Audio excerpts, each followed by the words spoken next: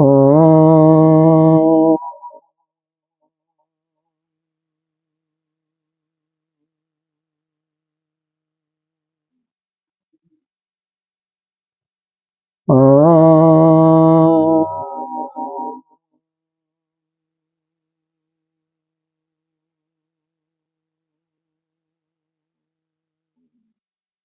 ॐ सहनावतु सहनो भुनक्तु सह वीर्यं करवावहि तेजस्विनामधीतमस्तु मा विद्विषावहि।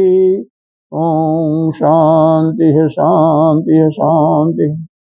ॐ पार्थाय प्रतिबोधितां भगवता नारायणेन स्वयं व्यासेन ग्रथितां पुराणमुनिना मध्ये महाभारतम् अद्वैतामृतवर्षिणीं भगवतीम् अष्टादशाध्यायिनीम् अम्ब त्वामनुसन्दधामि भगवद्गीते भवद्गीतेश्वरीम् नमस्तुते व्यासविशालबुद्धे उल्लारविन्द। उसको ले लो बैठने का। उल्लारविन्द यदपत्र नित नहीं नहीं, बैठने का ले लो, बैठने का। ठीक है। हीना त्वया भारततैलपूर्णः प्रज्वालितो ज्ञानमय प्रदीपः प्रपन्नपारिजाताय पुत्रवित्रैकपाणये ज्ञानमुद्राय कृष्णाय गीतामृतदुहे नमः। सर्वोपनिषदो गावो दुग्धा गोपालनन्दनः पार्थो वत्स सुधिरभोक्ता दुग्धं गीतामृतं महः। वसुदेवसुतं देवं कंसचारूरमर्दनं देवकी परमानन्दं कृष्णं वन्दे जगद्गुरुं। भीष्मदोरतटा जयद्रथजलमङ्गारनीलोत्पल शैलग्राहवती कृपेण वहनी कर्णेन लीलाकुल अस्वस्थां विकर्णघोरमकरं दुर्योधनवर्धिनी रोदीरा खलु पाण्डवीरणनदी कैवर्तकः केशव पाराशर्यवचः सरोजममलं गीतार्थगन्धोत्कटं नानाख्यानककेशरं हरिकथा सम्बोधनाबोधि लोके सज्जनशतपदैरहरः गीयमानं मुदा भूयात् भारतपङ्कजं कलिमलिप्रध्वंसिनाशेयसि मोघं करोति वाचालं पङ्गुलङ्घयति यद्कृपादमहं वन्दे परमानन्दमाधवं। यं ब्रह्मा वरुणेन्द्ररुद्रमरुतः स्तुवन्ति दिव्यैः अस्ति वेदैः साङ्गपदक्रमोपनिषदैः गायन्ति यं सामः ज्ञानाय तद्गतेन मनसा पश्यन्ति यं योगिनो दासानं न विदुषुरसुरगणा देवाय तस्मै नमः देवाय तस्मै नमः।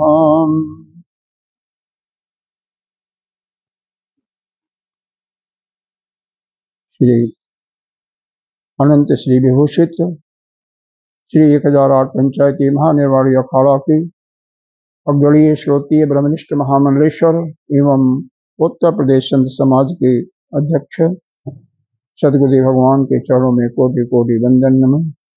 यहाँ के अधिष्ठाता देव ब्रह्म चैतन्य भी भक्तजन मातृशक्ति सभी के अंतःकरण में विराजमान आत्मस्वरूप परमात्मा को नमन करते आगे आइए 7वें अध्याय का श्री गणेश करते हैं। मय्यासक्तमना पार्थ योगं युञ्जन्मदाश्रयः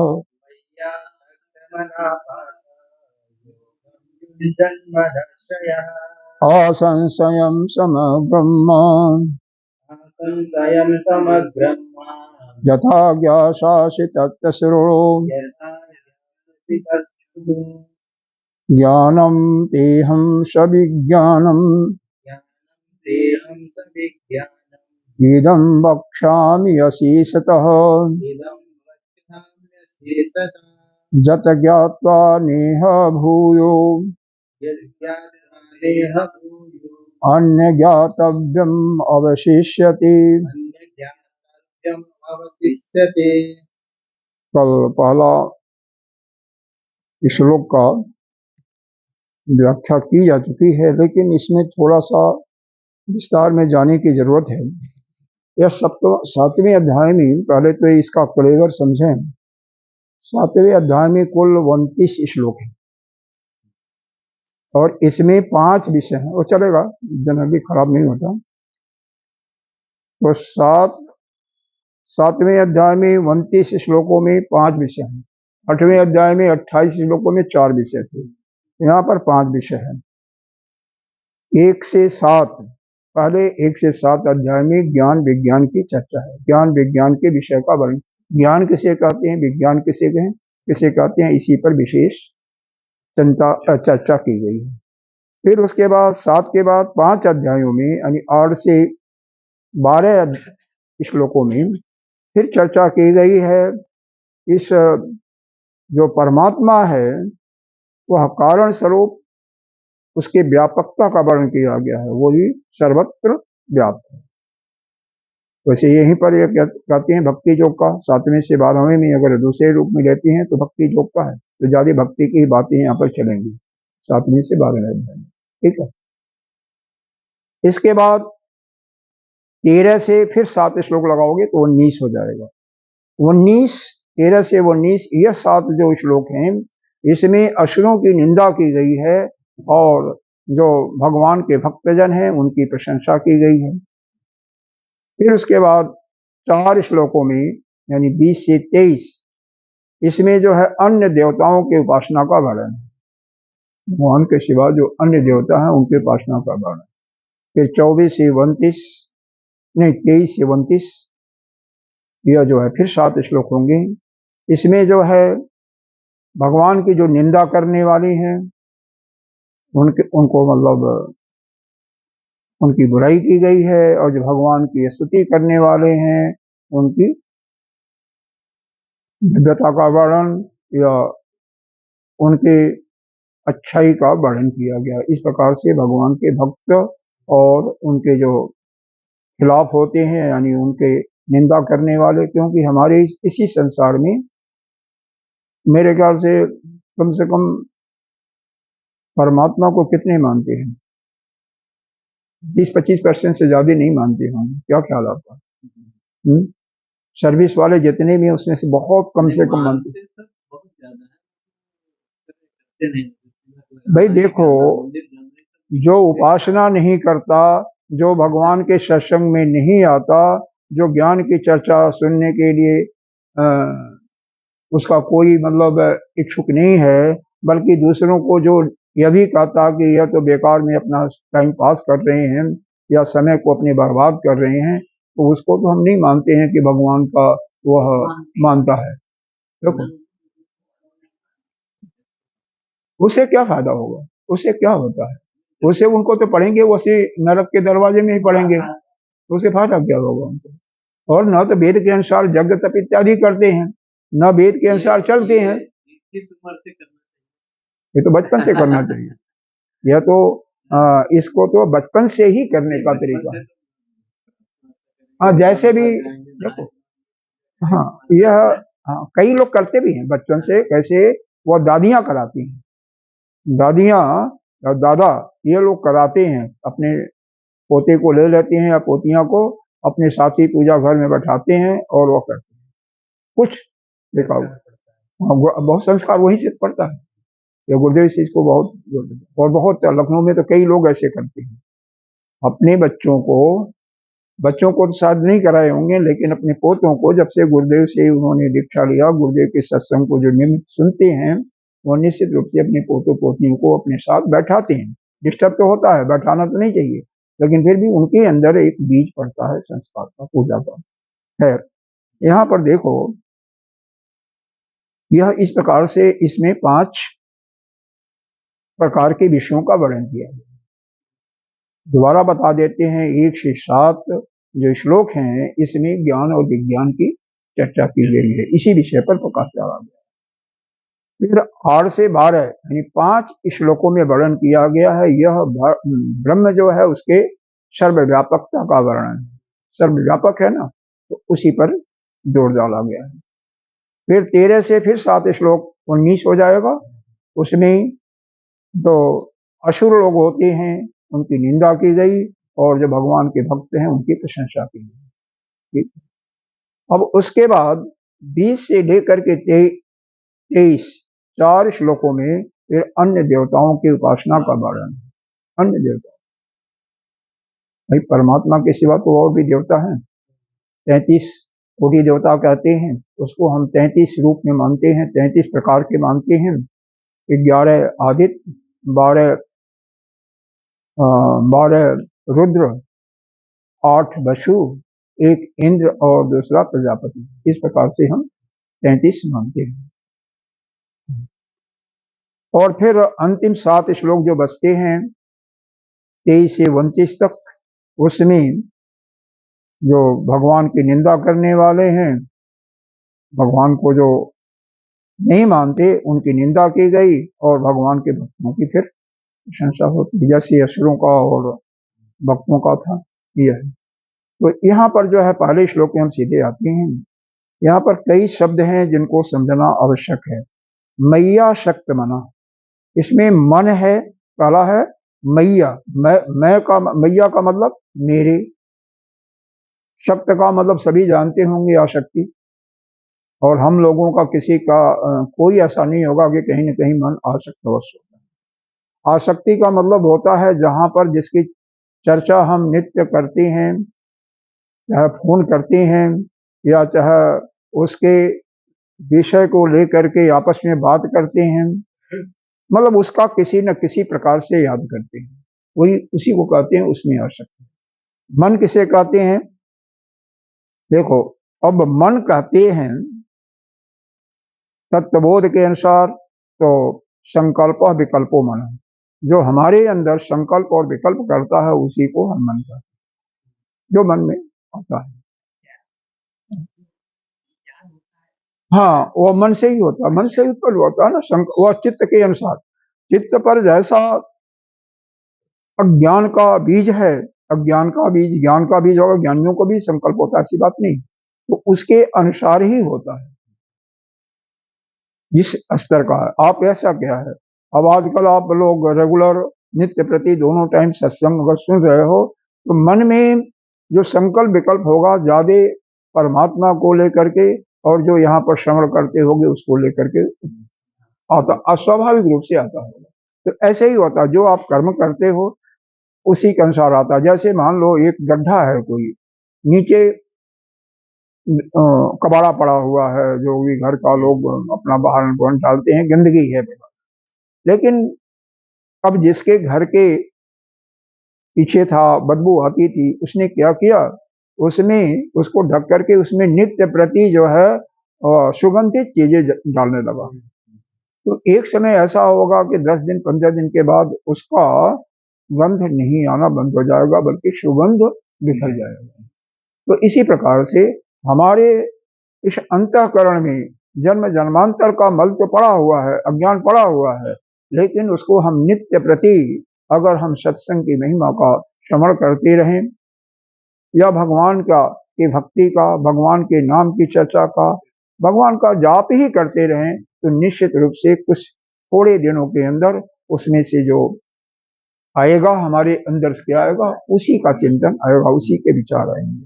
हाँ, अब यहाँ पर मन को क्या करना है, सवेरे यह उपनिषद में भी बताया गया था, वही कि मन को संसार के विषयों से मुक्त करना है।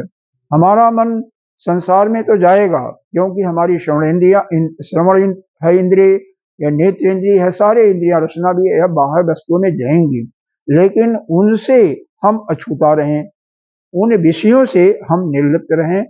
अगर ऐसा हो जाता है तभी हमारा मन हमारे बस में है, क्योंकि आगे जाकर के जोगम जुंजित मदाश्रय, जोगम जुंजन का मतलब है, कल बताया भी था कि मन और इंद्रियों को वश में करना। हाँ, तो यहाँ पर मन को है, मन हमारे अंदर हमारे वश में होगा, इसका मतलब मन बाह्य विषयों में जा करके भी, क्योंकि इंद्रियां बाह्य भगवान ने बनाया ही है, हमारे सभी इंद्रियों को बाहर ही किया है, जिसे बाहर ही जा। कानों को देख लो, खुले हुए हैं बाहर। अरे इंद्र के तो 1000 आंखें हैं, 1000 आंखें हैं इंद्र के।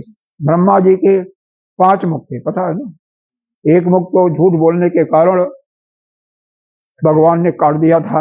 अच्छा, तो 4 मुख हैं। तो 4 मुख हैं, इसका मतलब उनके पास श्रवण करने की शक्ति कुछ ज्यादा हुई ना। एक कोई महात्मा थे, उन्होंने मांगा कि भगवान जब खुश होते हैं तो कहा, उन्होंने कहा कि हमारे 1000 कान हैं।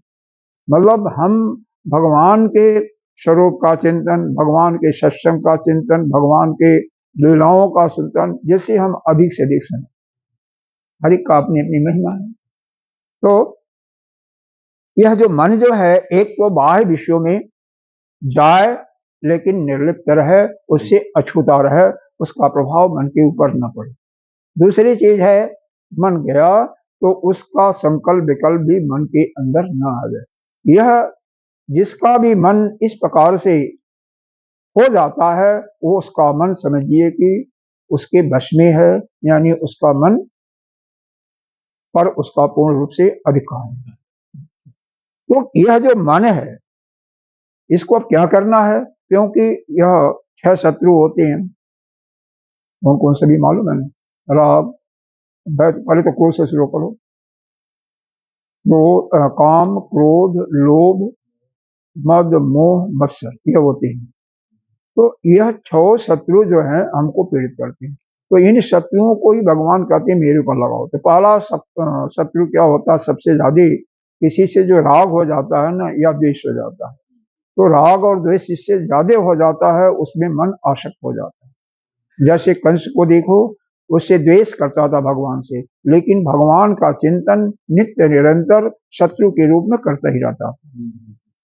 अब राग की बातें करें तो भक्त प्रहलाद को ले लें या ध्रुव का ले लें, उनका चिंतन क्या होता था, भगवान का होता था। तो इस प्रकार से हमारा मन आसक्त तो कहीं न कहीं होगा। तो हमारी जो बुराई है ना, बुराई आसक्ति है या राग है या द्वेष है, इसको कहाँ लगा दो, मेरे को सौंप दो, मेरे को दे दो। भगवान यह कह रहे हैं कि तुम्हारे अंदर ये बुराई वैसे नहीं जाएगी, तो इसको मेरे को समर्पित कर दो।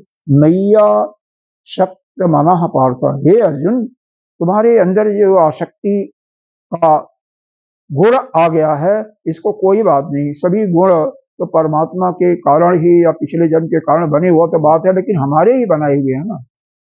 तो इसलिए उसको मेरे को समर्पित कर दो। तो इसका मतलब समझ गए, मैया शक्त मन।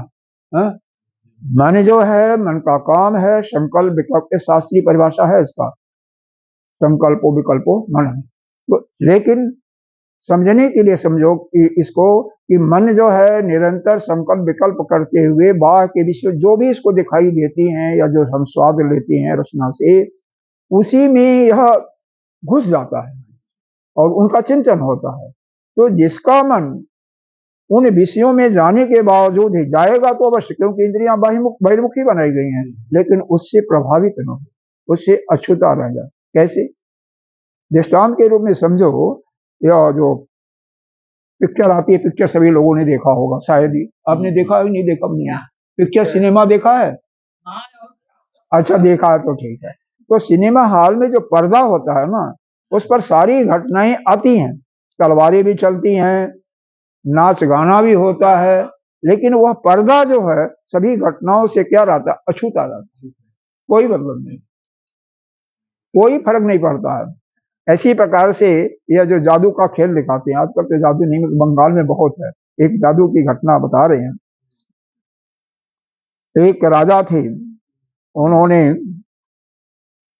यह कहा कि भाई हम, एक जादूगर गया तो उससे कहा कि ऐसा खेल दिखाओ जो कि एक विचित्र हो, जो कि किसी ने कभी नहीं देखा हो। उसने कहा ठीक है महाराज, हमें कुछ दिन का समय दो। तो राजा ने कहा कोई बात नहीं। तो वह जादूगर 2-4 दिन के बाद, हफ्ते के बाद गया उनके पास, अपने बीवी के साथ में, अपनी औरत के साथ में। और फिर कहता है कि महाराज जी ऐसा है कि ये हमारी जो औरत है ना, इसकी सुरक्षा आपके अंदर है। अब मैं कुछ क्या करने जा रहा हूं, स्वर्ग में देवताओं और असुरों से लड़ाई हो रही है। सब ये कल्पना की चीजें हैं।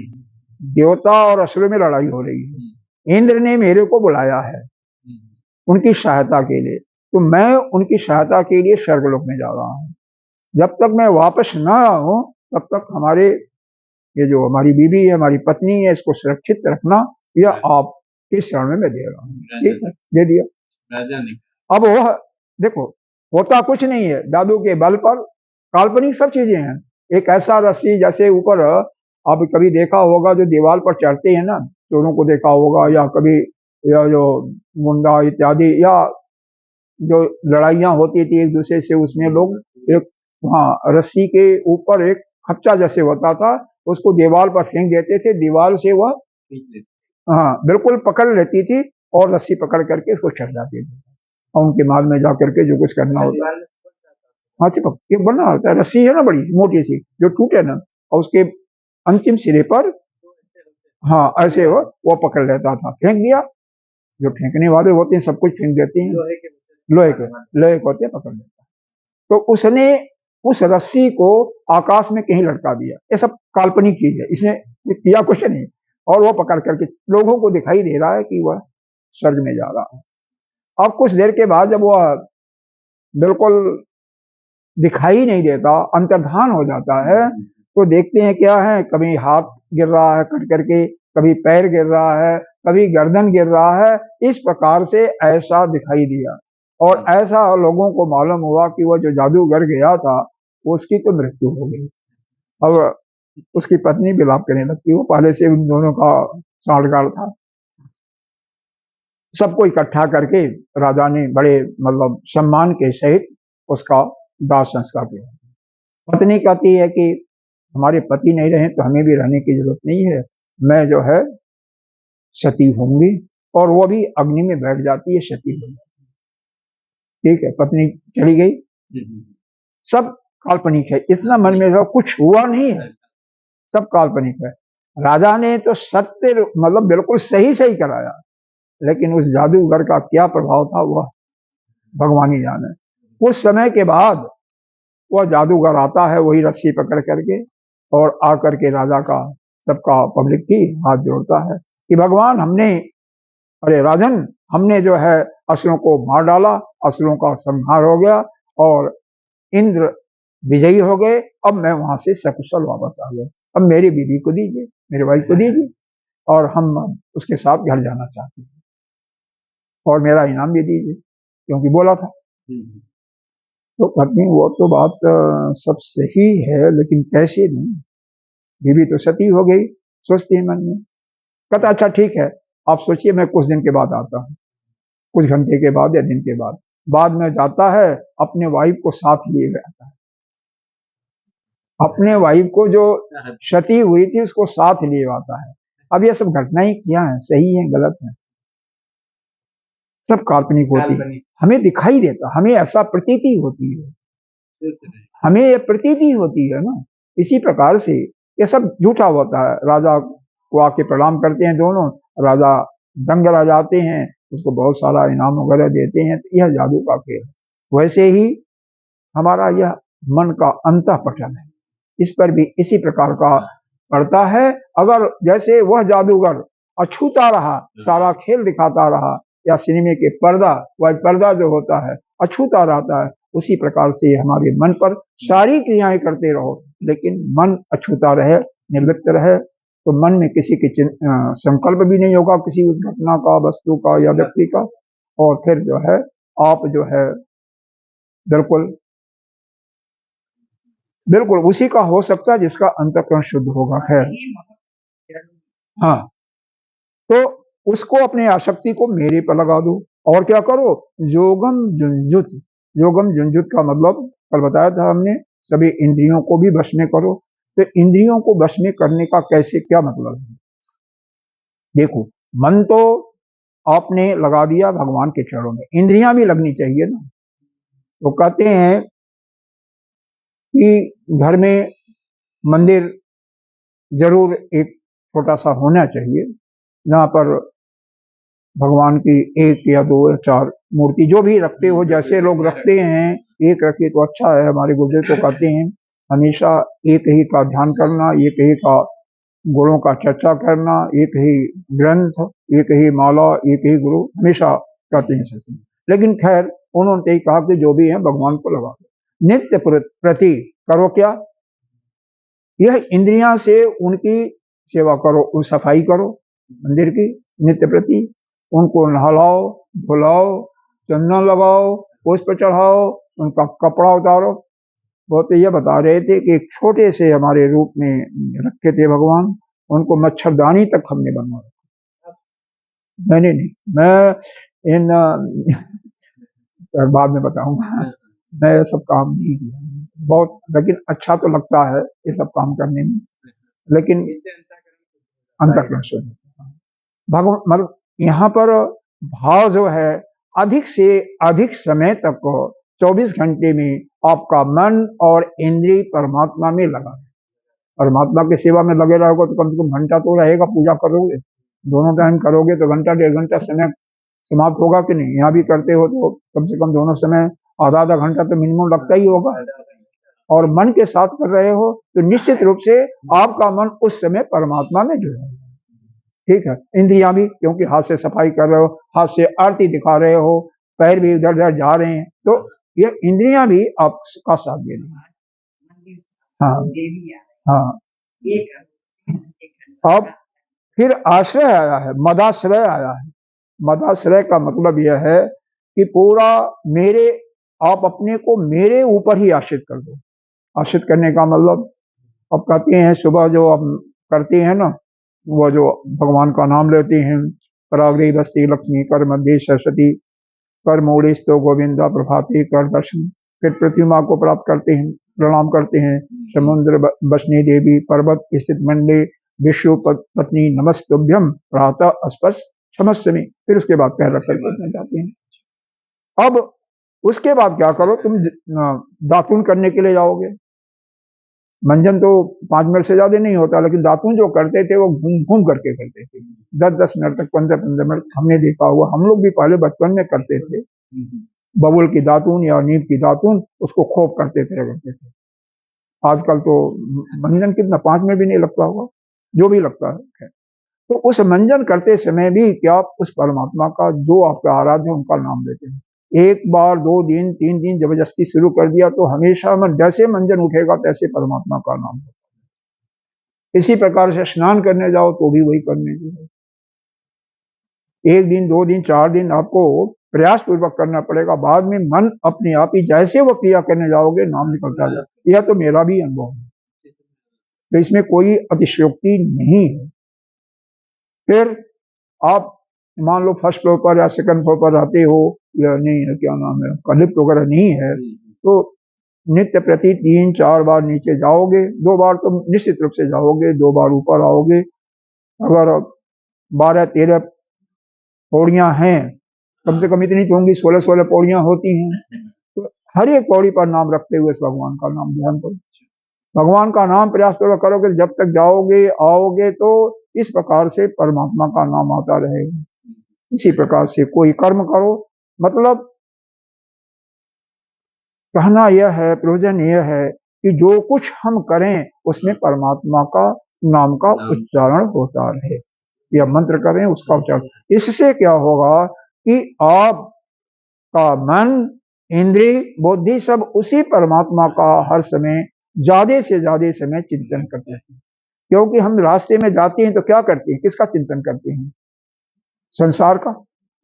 और जब हम हमारे मन से भगवान का नाम निकलता जाएगा तो संसार का तो आना बंद हो जाएगा।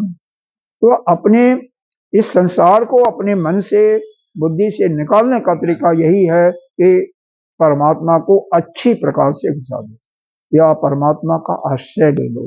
तो उस आश्रय का, मदाश्रय का मतलब यही हुआ कि जो भी आप कर्म करो जिसमें आप बोल करके या मन में परमात्मा का नाम ले सकते हो, वह नाम लेते रहो। 1 बार 2 बार 4 बार 10 बार 15 बार नाम ले लोगो। यहाँ तक कि बताते हैं एक भक्त थी, वह जब एक ग्रास उठाया, रोटी तोड़ा या चावल गले में डाला, उसके पहले गोविंद का नाम लेते थे, गोविंद का लेते थे, जो भी लेते थे। तो वह जो भी जितने भी ग्रास खाते थे, 50 ग्रास खाए, 40 ग्रास खाए, हर बार गोविंद का नाम लेते, हर बार, हर ग्रास के पहले गोविंद का नाम, फिर उसके बाद, मतलब इस प्रकार से अपना पूरा जीवन भगवान को आपका समर्पित हो जाएगा, उन्हीं के पूरे आश्रय में आपका मन है।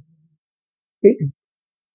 और असंशयम, असंशय का मतलब फिर आता क्या है, किसी प्रकार का कोई भी आपके शंका में न हो कि यह भगवान को हम पूजा कर रहे हैं, ध्यान कर रहे हैं, या भगवान है नहीं है। भगवान के नहीं होने का भी कोई शंका नहीं होना चाहिए। कोई कार्य कर रहे हैं, उसकी सफलता का भी अगर परमात्मा पर आपने उसको अर्पण कर दिया, परमात्मा के आश्रित होकर के कर रहे हो, ये काम होगा कि नहीं होगा, इस प्रकार की आशंका आपको नहीं करो। यह आशंका करोगे, ऐसा संशय करोगे, डाउट होगा, तो भगवान का कभी भी आपके बिल्कुल नहीं ध्यान आएगा। और भगवान परमात्मा है, निश्चित है। हमारी जितनी भी वेदों की श्रुतियां हैं, सभी यही बारंबार आह्वान करती है कि वह परमात्मा तो अनादि काल से सर्वत्र पूरे सृष्टि में व्याप्त है। तो परमात्मा कहाँ है, वो तो है ही है। तो उसके विषय में शंका मत करो। समग्रम, अब समग्रम का मतलब होता है उसको किस प्रकार से आप करोगे। समग्रम का मतलब यह है, ज्ञान है, ऐश्वर्य है। देखो, किसी वस्तु का अगर आपको परिचय करना है तो हमारे गुरुदेव भगवान कहते हैं कि उसको 4 चीजें होती हैं। क्या क्या? उसका एक तो रूप होगा, कुछ उसका जाति होगी, गुण होगा और संबंध होगा। इनसे किसी का परिचय दिलाते हो। अब मान लो किसी आपको लाए तो उसका संबंध बता करके मेरे या दोस्त हैं या उससे परिचय कराओगे। क्योंकि वस्तु है तो उसको कैसे परिचय कराओगे? आप देख करके आपके मन में वह है तो यह गेंदे का फूल है, यह है, यह जाति है, या यह औरत है, या अमुक देश का रहने वाला है। उसके गुण के अनुसार यह कैसा है, यह सांवला है, मधुर भाषी है, मिथ्याभाषी जिसको कहते हो, या कर्कश आवाज है। इसी प्रकार से तो उसका संबोधन करोगे किसी भी वस्तु, किसी का व्यक्ति होगा तो कैसा उसका रंग स्वभाव है, पुष्प होगा, फल होगा तो उसका कलर क्या है, रंग क्या है, रूप क्या है, और कैसा गुण में मिठास है, खट्टा है, तीता है, इसी प्रकार से होगा ना। तो रूप से या गुण से या जाति, मतलब दशहरी है, लंगड़ा है इत्यादि आम में। और फिर जो है चौथा जो आ गया संबंध, ये मनुष्य में ज्यादा लगता होता है पुरुषों में। तो खैर इन चारों को ही समझो, 5वां भी होता है लेकिन चारों को अभी समझो क्योंकि यहाँ पर 4 से ज्यादा का आशय नहीं होगा। तो समग्रम, भगवान के जो लिंग हैं, लिंग का मतलब लक्षण, जिस जैसे हम आपको कैसे पहचानेंगे, तो आप इतने फुट के हो, आपका ऐसा स्वभाव है, यहाँ रहते हो, इसी प्रकार से होगा ना। तो भगवान के भी क्या लक्षण है? देखो कल ही बताया था शायद हमने, भगवान 6 चीजें हैं जो भग का मतलब 6 जो चीजें हैं ईश्वर के, धर्म, वैराग्य,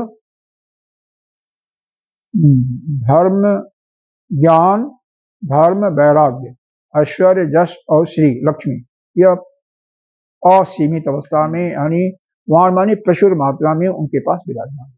तो यह जो समग्रता है, इन सभी गुणों का, सभी ऐश्वर्यों का अच्छी प्रकार से उन्हीं का चिंतन है।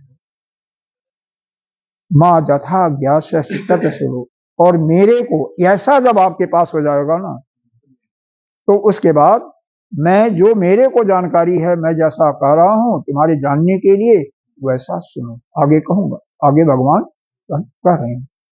तो यहाँ पर कितनी चीजें होगी। एक तो आपका मन, मन किसे कहते हैं, और फिर मन मतलब दोबारा दोहरा देते हैं कि मन जो है बाह्य से बाह्य विषयों में जाने पर वहां से निर्लिप्त रहे, उसका संकल्प विकल्प मन में कभी न उठे। दूसरा, जो आपके अंदर आसक्ति है उसको परमात्मा में दबा दो, पूर्ण रूप से समर्पित कर दो। जो संसार के प्रति आसक्ति है नहीं, हमारी आसक्ति तो प्राय संसार के प्रति होती है, उसको भगवान दबा दो। और फिर क्या, योगा जुंजुत मानी इंद्रिया, इंद्रियों को भी बस में करना है। मन तो हो गया, तो इंद्रियां भी बस में करने के लिए आप भगवान की सेवा, उसको हमने मंदिर के रूप में समझाया। आप किसी और मंदिर में जाते हो तो वहां पर जा करके केवल हाथ जोड़ते हो, उसके बाद चले जाते हो, या 2 मिनट बैठ करके उनकी हुआ करते हो। तो भाई जब तक बैठे हो ना, 5 मिनट की सेवा भी कर दो। बहुत गंदगी होती है, हर मंदिर में होती है, उसकी कुछ सेवा करो, इंद्रियों से कुछ काम करो।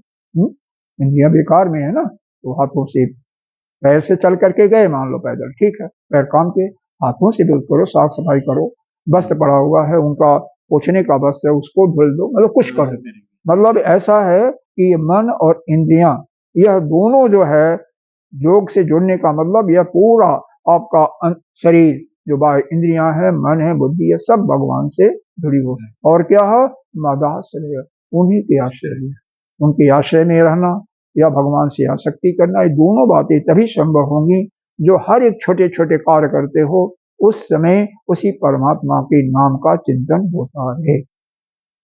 देखो यहाँ पर क्या होता है, 4 चीजें होती हैं। क्या क्या, वास्तव में इसी पर चर्चा की गई है। यहाँ पर जगत क्या है, ईश्वर क्या है, इस 7वें अध्याय के अंदर ज्ञान विज्ञान, ज्ञान विज्ञान का अर्थ अभी अगले श्लोकों में बताऊंगा। तो यहाँ पर क्या है, जगत, ईश्वर और परमात्मा, ब्रह्म, ये तीनों है ही है। फिर जीव क्या है, जीव, जगत, ईश्वर और ब्रह्म, इन्हीं चारों की चर्चा, ब्रह्म कहो, परमात्मा कहो, जो मर्जी कहो, तो यह चारों क्या हैं, इनका एक तो साधारण ज्ञान, साधारण ज्ञान को हम ज्ञान कहते हैं, और विशिष्ट ज्ञान हो जा तो उसी को हम विज्ञान कहते हैं।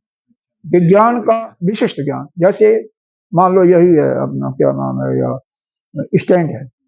अब स्टैंड का तो यह है कि इसमें कोई चीज लगा करके, मोबाइल लगा करके आप फोटो खींच सकते हो, या अपनाता रहेगा। और विशिष्ट ज्ञान क्या होगा, यह क्या है, कौन सा पुर्जा कहाँ से कैसे है, इसको खोल करके निकाल कर, विशिष्ट ज्ञान। तो गुरुदेव ने कई बार बताया होगा, ध्यान होगा तो आपको ये बताते रहते हैं। तो वह पूरा का पूरा उसके विषय में, तो उसको कहा जाएगा ये विशिष्ट ज्ञान है, साधारण ज्ञान नहीं है। साधारण ज्ञान तो है, जैसे परमात्मा का, ईश्वर का साधारण ज्ञान है कि ठीक है, ईश्वर सब जगह विराजमान है, ठीक है। अब विशिष्ट ज्ञान, फिर उसके लक्षणों के बारे में मालूम हो जाए, वो कैसा है, कैसे उसको पा सकते हो, कैसे उसका अनुभव कर सकते हो, ये आपका विशिष्ट ज्ञान हो गया।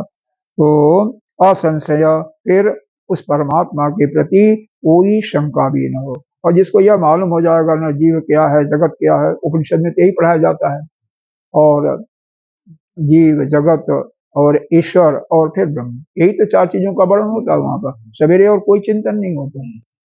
तो उसके बारे में पूरा आपको अगर ज्ञान हो गया, और कोई भी परमात्मा के रहने न रहने, होने न होने का कोई शंका मन में न हो, और कोई अगर उसके आश्रित होकर के कर्म करते हो तो उसके पूर्णता में कोई शंका न हो कि वह कर्म पूरा होगा नहीं होगा।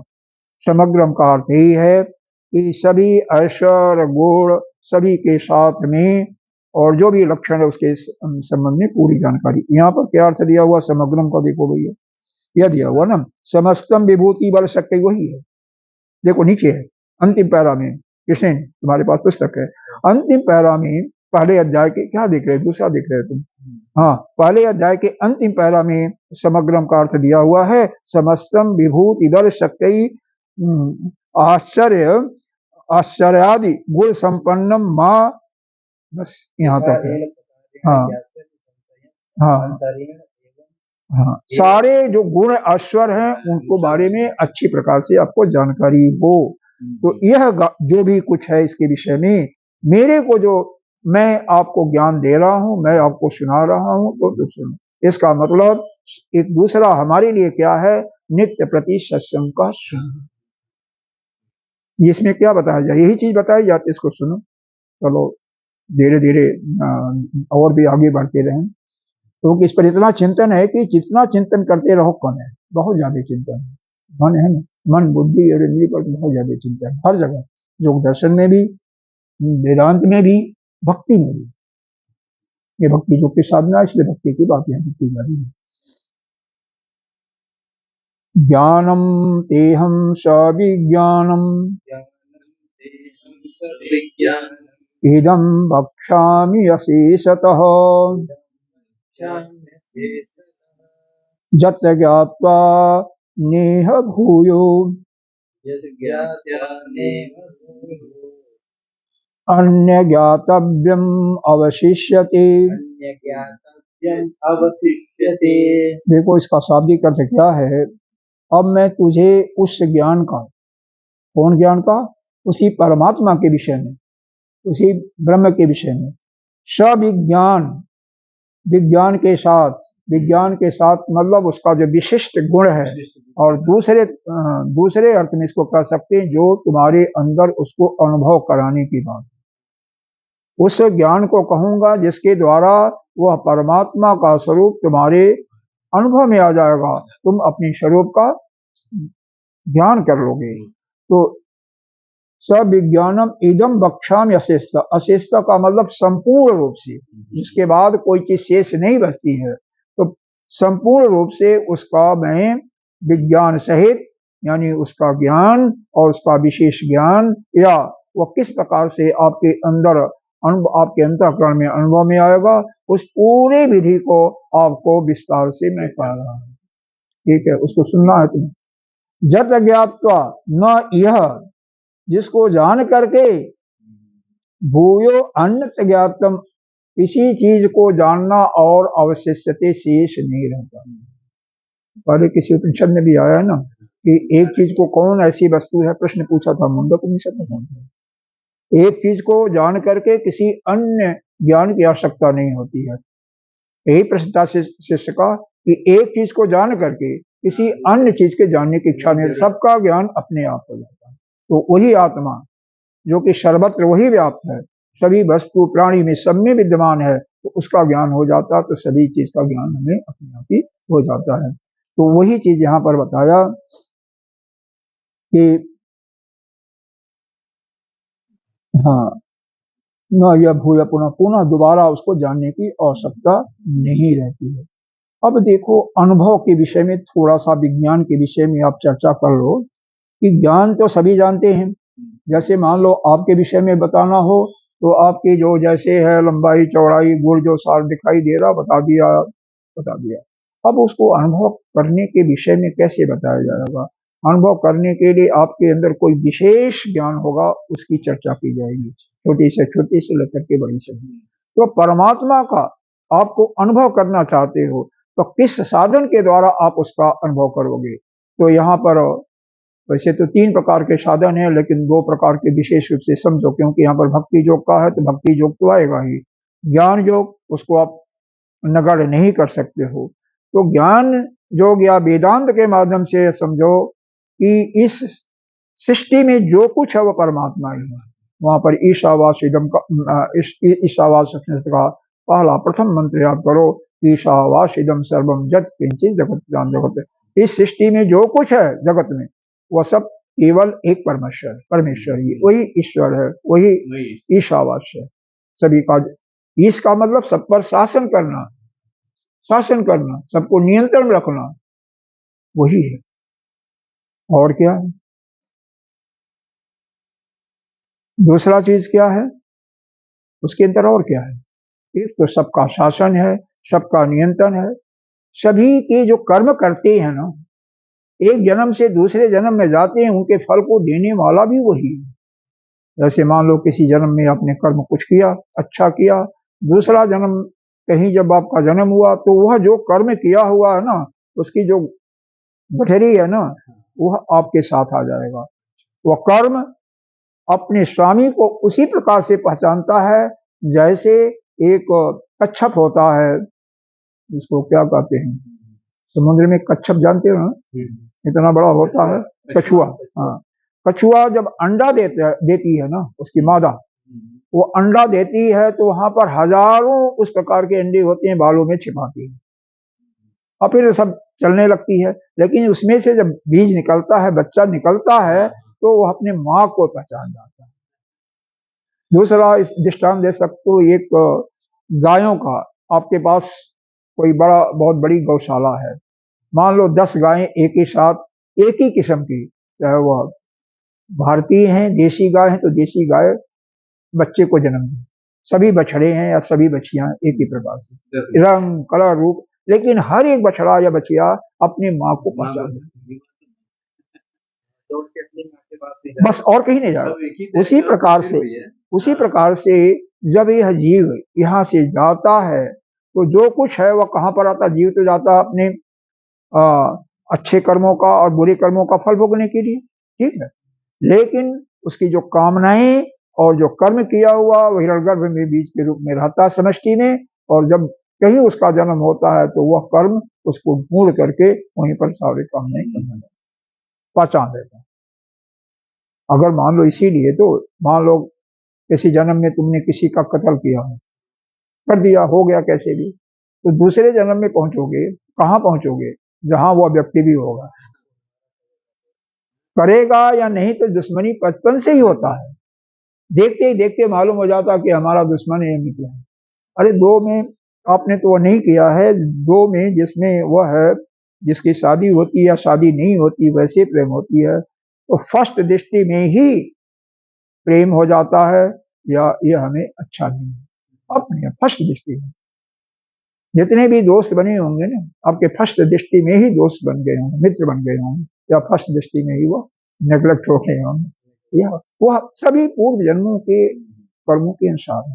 तो पूर्व जन्मों के कर्म के फलों का निर्धारण करने वाला, देने वाला भी, यानी जो हम कर्म करते हैं कर्म के फल का प्रदाता भी वही है, वही परमात्मा, और कोई नहीं देता है। तो उसका क्या लक्षण है, वह सारे लक्षणों को हमें जानना है, और उसके सारे लक्षणों को, क्योंकि वही सभी का ईश करने वाला, सभी का शासन करने वाला, सभी का भरण पोषण करने वाला, और रूप भी नहीं है, सभी के अंदर रहने वाला भी, सभी के अंतःकरण में रहने वाला, बल्कि पूरी सृष्टि में व्याप्त है, और सभी के कर्म के फलों को देने वाला, सबका शासन करने वाला, सबका भरण पोषण करने वाला, सभी के कर्मों के फलों को अलग अलग फल को देने वाला। तो उसके जो लक्षण है उनके विषय में करूंगा, और वह जो है जब उसका आपको विशिष्ट ज्ञान जो है वह आपको ज्ञात हो जाएगा, तो वह परमात्मा का स्वरूप आपके अंदर अनुभव हो जाएगा। ज्ञान जरूरी है किसी भी वस्तु का, मोबाइल का है, अब जैसे मैं नहीं जानता हूँ क्या क्या है, मान लो इसमें हम क्या जानते हैं, कॉल कर लेते हैं, कॉल करने के अलावा व्हाट्सएप पर मैसेज देख लिया, या मैसेज किसी को भेज दिया, किसी को फॉरवर्ड कर दिया, बस विशिष्ट ज्ञान नहीं है। गुरुदेव के बारे में बहुत बताते हैं आप सभी लोग मोबाइल मेरे को दे दो, बस कुछ सेकंडों के अंदर हम इसको जैसे कंपनी से आया था ना वैसे बना देंगे, सब सारा तुम्हारे जितने भी कंटेक्ट हैं सब गायब, डिलीट करके देते कभी कभी, आप लोग डिलीट सब डिलीट कर देते हैं। उसमें सुनो, एक ऐसा भी सिस्टम है, मैं जानता नहीं हूँ, लेकिन जितना भी आपने डिलीट किया ना, सब कुछ एक कोई प्रोग्रामिंग होता है, सब कुछ आ जाता है, क्या क्या देखा आपने, क्या क्या नहीं देखा सारा, लेकिन वह सबको नहीं मालूम होता।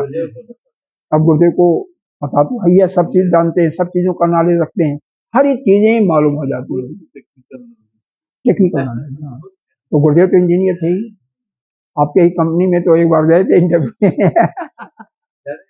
हाँ, इन्होंने फेल कर दिया था, वो बताते हैं। अगर वो रह जाते तो आज फिर हाँ, हम बड़े लेकिन नहीं, हाँ बाद में, हाँ बाद में, गुरुदेव जी ने ही बहुत ज्यादा नहीं, हाँ तो ठीक है, यह गुरुदेव की महिमा आपके ऊपर इतनी बरस रही है कि आपके घर के पास में उन्होंने आश्रम ले लिया और अपना रिहायश भी अब शुरू ही कर दिया। 2 महीने 3 महीने के बाद 2 दिन 4 दिन के लिए आ ही जा रहे हैं, आ रहे हैं ना, हर समय आ ही जाते, जैसे मौका मिलता है आ जाते हैं, ज्यादा उनके पास समय नहीं होता, तो जितना भी होता है, हाँ 1 दिन 2 दिन तो रहते ही है वो तो। एक तो अभी पीछे आए थे यहाँ पर प्रेमपुरी में सत्संग था, तो मेरे ख्याल से 3 दिन या 4 दिन आए थे, और हर बार 2-2 3-3 दिन जाना। पहली बार आश्रम बना तो फिर पिछली बार तो आश्रम था नहीं, तो कहाँ से रहते? तो आश्रम अपने जैसे जैसे एक घोंसला होता है चिड़ियों का, तो जब कहीं से आता कहाँ जाता है? अपने घोंसला में जाता है। तो वैसे ही मनुष्य भी, हम लोग भी क्या करते हैं, जब कहीं से आते हैं तो अपने ही जो अपना आश्रय होता है उसी में जाते हैं, यही बात है। तो ज्ञातव्यम न यह, उसको जत ज्ञातवा, जो भगवान बताना है, जो अभी कहेंगे ज्ञान और विज्ञान, उसको जानने के बाद नेहम भूयो अन्य न ज्ञात न अन्य ज्ञातव्यम अशिष्यते, उसके बाद न लाओ, न ये है ना, तो न यहाँ पर लाओ। तो मतलब उसके जानकारी करने के बाद, वह जानने के बाद इस संसार में किसी चीज के जानने की इच्छा नहीं है। समझ में आ रहा नहीं? मतलब इस अभी बताया नहीं है, उस ज्ञान को बताने जा रहे हैं, उस ज्ञान का अनुभव कराने के लिए आपके अंदर जा रहे हैं, जिसको जानने के बाद कोई चीज शेष नहीं रहती है जानने के लिए, यानी सभी वस्तुओं की जानकारी आपको हो जाती है, कोई शेष ही नहीं रहता है। ये इसमें भाष्य इसका देख लेते हैं, कहीं है ज्ञानम ते तुभ्यम। यहाँ पर तो ज्ञान का अर्थ वही जो ज्ञान दिया जाता है, इसका विज्ञान के सहित, हम सब विज्ञानम, विज्ञान के सहित अपना शाब्दिक अर्थ दिया हुआ है, विज्ञान सहितम, सविज्ञानम का विज्ञान सहित दिया हुआ है। स्व अनुभव संयुक्तम, दो ज्ञान होते हैं, हमने भी बताया आपको, एक तो अनुभव कराना विज्ञान का, उसके ज्ञान का के माध्यम से उसको अनुभव करा देना, और दूसरा जो है उसको विशेष रूप से उस विषय के वस्तु के विषय में बताना। इदम बक्षामी, जो मतलब कथस्याम, जो कहेंगे, और शेषतः मानव कात सरेन, मतलब संपूर्ण प्रकार से, संपूर्णता से, तद ज्ञानम विवक्षितम स्तौति श्रोतु अभिमुखी करणाय, उस ज्ञान की स्तुति करने के लिए आता है। जत ज्ञात्वा, जिसको जान करके, जत ज्ञानम ज्ञात्वा, जान करके, न ये भूय पुनः ज्ञातव्य, पुरुषार्थ साधनम, पुरुष साधन के द्वारा जो हमारा पुरुषार्थ है, पुरुषार्थ का मतलब जानते हो ना, परिश्रम करना, कर्म करना। देखो दो चीजें विशेष करके आती हैं किसी चीज को प्राप्त करने के लिए, हालांकि 5 चीजें होती हैं, कुछ भी संसार में हो या आध्यात्मिक चीज हो, तो उसको प्राप्त करने के लिए 5 चीजों का आवश्यक है। एक तो आपका प्रारब्ध क्या है, प्रारब्ध है तो उसके लिए पुरुषार्थ नहीं करोगे तभी नहीं होगा। जैसे बताया, नहीं सुप्त सिंगनी मुखे कथा, वो जो है, जो भी खाते हैं भोजन नहीं जा सकता बिना। आप अपना को देखो ना, हाथ को उठाओगे नहीं तो मुंह में भोजन नहीं जाएगा ना, वहीं रह जाएगा ना। आपके पास उपलब्ध है लेकिन प्रयास तो करना पड़ेगा। तो पुरुषार्थ और यह जो है प्रारब्ध, यह दोनों काम करते हैं। मान लो किसी को राजा बनना है तो उसके प्रारब्ध में होना चाहिए, और दूसरा उसका पुरुषार्थ भी उसी के जोग, उसको परिश्रम भी करना चाहिए। तीसरी चीज आती है माता पिता का आशीर्वाद, जो कि उनके अंतःकरण से किसके लिए निकलेगा, जो माता पिता की सेवा करेगा। चौथा है गुरु का आशीर्वाद, भाई गुरु का जो सेवा करेगा उसी का, तो उसी के लिए तो उनके अंतःकरण से, कहने वाली बातें नहीं, अंतःकरण से अपने आप निकलता है। और पांचवा है ईश्वर का, भगवान की करुणा कृपा, उसकी भी होनी है, बिना उसके नहीं होता। हाँ, तो यह जो कहते हैं अपनी कृपा, तो वह पुरुषार्थ है। भगवान की कृपा, भगवान का वहां भी आते हैं, हाँ? भगवान की कृपा, अपनी कृपा तो लास्ट में आता है, उसके बाद शास्त्र की कृपा, आचार्य की कृपा, आचार्य गुरु ले लो, शास्त्र तो वही पुरुषार्थ के अंदर वो भी आ जाएगा। हाँ, आचार्य गुरु एक ही चीज है ना, वो अलग अलग नहीं है, एक ही चीज है। हाँ, वही तो एक ही हो जाए। जो ज्ञान को दे रहा है वही गुरु है। नहीं, वह बात नहीं है जो आप सोच रहे हैं, वो नहीं है। जो वेदांत के ज्ञान को दे रहा है वही। बहुत सारे आचार्य पढ़े हो तो कितने गुरु थे? हाँ, जो जो इसको वेद के ज्ञान को, यानी ब्रह्म विद्या को देने वाले की बात की जा रही है, समझे ना। जिसके धारण करने से आपका पुनर्जन्म नहीं होगा, उस ज्ञान की बात की जा रही है। हाँ खैर ठीक है, जो भी है। तो आगे यहाँ पर चल रहा था, यहाँ पर एक किस चीज की बात अभी चल रही थी, किस चीज की बात चल रही थी कृष्ण, अभी बात चल रही थी, हाँ यही ईश्वर पुरुषार्थ और पुरुषार्थ का या प्रारब्ध की बात चल रही थी। इसमें ईश्वर की कृपा और यह आशीर्वाद गुरु की और उसका, इसी में एक थोड़ा सा दृष्टांत मैं आपको देना चाहूंगा।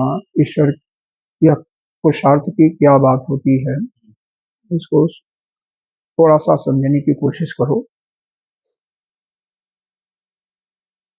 एक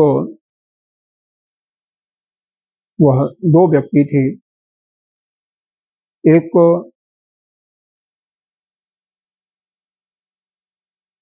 ब्राह्मण और नाई के रूप में ले लो, किसी रूप में ले लो, दो थे, ठीक है। वह जा रहे हैं कहीं, जाते हुए अगर 4 व्यक्ति लोगे तो ज्यादा अच्छा रहेगा। 4 व्यक्ति हो गए, 4 ले लो, 4 भाई, 4 साथी थे। आगे जाते हैं तो क्या होता है, एक ऐसा उनको लगता है कि यहाँ पर कुछ है, तो उसको थोड़ा सा खोदते हैं तो वहां पर तांबे का खजाना मिलता है। तांबे का पहले पैसे आपने नहीं देखा होगा, हम लोग के समय में तांबे के सिक्के होते थे, पैसे होते थे। जब 64 पैसे का रुपया होता था, 1 रुपये में 4 आना होता था, 1 आने में 4 पैसे, और 16 आने में 16 चौके 64 पैसे। तो वह तो उस पैसों को लेकर के चला गया, एक चला गया। आगे आते हैं, कुछ और दूर आगे चलते हैं तो वहां पर 3 बजे तो चांदी का ढेर मिलता है, चांदी चमचमाती हुई, तो उसमें से एक तो चला जाता है, लेकर के चांदी जितना मिले जा सकता चला गया। 2 बचते हैं। आगे फिर सोने की जब खान आती है तो वहां पर लालच तो दूसरे का था, लेकिन तीसरा एक जो होता उसमें से कहता है कभी भी हमें किसी के प्रति आसक्त नहीं होना। तो सोने की को भी छू देता है, दूसरा लेकर के जो भी ले जा सकता है ले गया। अंतिम में वो अकेले चलता है, तो बाद में हीरे जवाहरात की खान मिलती है, तो वहां उसका मन भी डगमगाता है, जो भी ले लेता है, जो मिलता है उसको लेकर के चला जाता है। तो यहाँ पर यह है कि पुरुषार्थ है, जब उनको शिक्षा दी गई कि किसी चीज के लालच में मत पड़ना, आप चलते जाना, लेकिन जो उनका पुरुषार्थ जितना था, जो थक गया कि भाई इतने से खुश हो गया, तो वो ही तक पाएगा ना, और जो नहीं, अभी हमें और परिश्रम करना, और आगे जाना है, जंगल है कोई बात नहीं, और वहां जाकर के फिर जाकर के ज्यादा पुरुषार्थ किया, उसको ज्यादा अच्छा मिला। इसीलिए इस परमात्मा के खोज के लिए बिना पुरुषार्थ के कोई नहीं होगा। इसी को योग दर्शन ने कहा है कि अभ्यास वैराग्य तन्निरोधा। अभ्यास और वैराग्य, अभ्यास का मतलब उसी परमात्मा के नाम का चिंतन, वैराग का मतलब संसार के चीजों से वैराग्य, तभी जाकर के उसको प्राप्ति हो सकती है। अब देखिए, जत ज्ञात्वा तद ज्ञानम ज्ञात्वा, यह पुनः ज्ञातम पुरुषार्थ, मतलब पुरुषार्थ की बात आई थी। अब शिष्यते का मतलब कोई चीज शेष नहीं बचता, न अवशेषो भवत इति मत मत तो ज्ञो, उसको जानने से कोई शेष नहीं बनता। स सर्वज्ञो भवति, वह सर्वज्ञ हो जाता है, सभी का जानने वाला होता है, इसका अर्थ है। और सबका जानने वाला क्या है, वही ईश्वर है। अतो विशिष्ट फलत्वा दुर्लभम ज्ञानम, तो ज्ञान का जो विशिष्ट फल होता है वो दुर्लभ होता है, और उसी को विज्ञान कहते हैं। उसी को मैं तुम्हें बता रहा हूँ। इसका 2 अर्थ हुआ, एक तो ज्ञान का अर्थ उस ज्ञान को अपने अंदर अनुभव करा देना, और विज्ञान का मतलब उसका विशिष्ट गुण। एक साधारण ज्ञान होता है किसी वस्तु के विषय में, कि आदमी है, यह क्या बोलते हैं, लकड़ी है, ये मिट्टी है। और एक विशिष्ट ज्ञान कि आदमी में यह अमुक जाति का है, अमुक क्वालिफिकेशन है, मतलब डिटेल, तो वह विस्तार ज्ञान हुआ ना, वह विशिष्ट ज्ञान हो गया किसी भी चीज के बारे में। जैसे आम है, ये आम है, विशेष ज्ञान यह हो गया कि यह लंगड़ा है, दशहरी है, ये इतना मीठा होता है, इस समय यह फल फलता है, इस समय मिलता है, कहाँ मिलता है, सारा कंप्लीट जानकारी, इसको विशिष्ट ज्ञान किसी भी विषय के बारे में। एक और पढ़ लेते हैं, समय तो हो गया, लेकिन श्लोक पढ़ लेते हैं, फिर उसके बाद आगे। मनुष्य कथम इत्युच्यते, तो वह कहते हैं दुर्लभ कैसे है, यह ज्ञान जो है दुर्लभ है या कैसे है, सुनिए। मनुष्याणाम शस्त्रेषु कश्चित एतत् सिद्धे, यह तो मेरे ख्याल से याद होना चाहिए। यत्ताम अपि सिद्धानाम कश्चिन माम भेति तत्वतः, हजारों मनुष्यों में से कोई भी इस रास्ते पर चलता है। कश्चित एतति सिद्धये, कोई भी यह प्रयत्न करता है किसको, इस परमात्मा को जानने के लिए। कोई, सभी ने, अब यहीं पर देख लीजिए, गुरुदेव का सत्संग जैसे लखनऊ में बहुत होता है, क्यों किसने, कितने आदमी आते होंगे, 500 लगा लो मैक्सिमम, इससे ज्यादा नहीं आते ना। और लखनऊ की जनसंख्या क्या होगी, करोड़ों में होगी, हाँ? कितने परसेंट होगी, कुछ भी नहीं।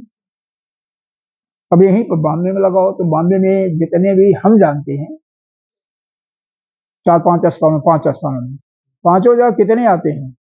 अभी जगदानंद बता देते 6 से 8 आते हैं, कभी 10 हो गए, बात अलग है। और प्रेमपुरी में गुरुदेव कह रहे थे 10-15, हाँ कम हो गए, हाँ कम हो गए, आने का मन नहीं करता, मतलब कम हो गए, संख्या नहीं होती ना। वह बात तो अलग है, उसकी बात अलग है, लेकिन वहां पर जो प्रेजेंट रहते हैं उनकी बात है, उनकी सामने की। ऐसे ही नरोल में है, नरोल आप जानते हो ना, नरोल, नरोल वहां भी है, वहां भी 8-10 से ज्यादा नहीं आते, वहां ज्यादा 15-20। अच्छा, नरोल में एक यहाँ पर है, या जो हाँ रामकृष्ण वाला है, और एक वहां पर है, क्या नाम है, सीएम, ये जो है वही जो इंडिया गेट के सामने एक आश्रम है, उसका नाम नहीं है, चर्च गेट के सामने है, वहां भी कोई ज्यादा नहीं आते हैं, 15-20 से आते हैं, बस ज्यादा आते हैं। चलो, तो अब एतता नाम सिद्धा नाम, जितने मतलब उस रास्ते पर चलते हैं, सिद्ध नहीं हुए, सिद्धा नाम का मतलब सिद्ध नहीं है, जो उस रास्ते पर, मोक्ष के रास्ते पर चलने वाले हैं और उसको प्राप्त करने के लिए इच्छा करने वाले हैं, उस रास्ते को अपनाने के लिए चलते हैं। कश्चिन माँ बे तत्वता, उसमें से कोई एक तत्व से मेरे को जान, माँ मुझे तत्व, मतलब हजारों मनुष्यों में से कोई एक इस मोक्ष के प्राप्ति के लिए या भगवान को, भगवान के स्वरूप का अनुभव करने के लिए, आत्मा के स्वरूप का अनुभव करने के लिए उस रास्ते पर चलते या ज्ञान मार्ग पर चलते हैं। और उन हजारों में से जो चलते हैं, वो एक बिरला होता है जो कि तत्व से उस परमात्मा को जान करके अनुभव करता है।